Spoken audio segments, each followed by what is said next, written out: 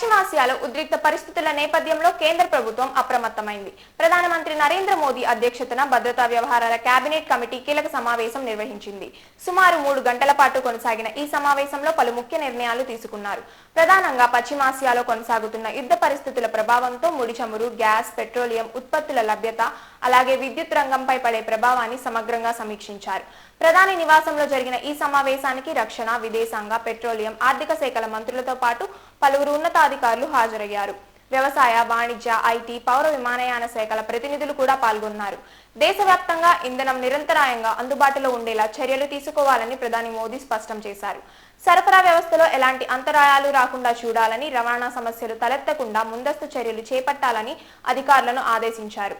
ఇరాన్పై America, Israel దాడులు, అలాగే Gulf ప్రాంతాల్లో ఆయిల్ రిఫైనరీలపై జరిగిన దాడుల నేపథ్యంలో ఇంధన సంక్షోభం తలెత్తే అవకాశాలపై సమావేశంలో చర్చించారు. ఈ పరిస్థితుల్లో గ్యాస్ బ్లాక్ మార్కెటింగ్ ను అరికట్టాలని, రాష్ట్ర ప్రభుత్వాలతో సమన్వయం పెంచాలని ప్రధాని ఆదేశించారు. దేశంలో విద్యుత్ కొరత లేకుండా ఉండేలా పవర్ ప్లాంట్లకు సరిపడా బొగ్గు సరఫరా చేయాలని సూచించారు.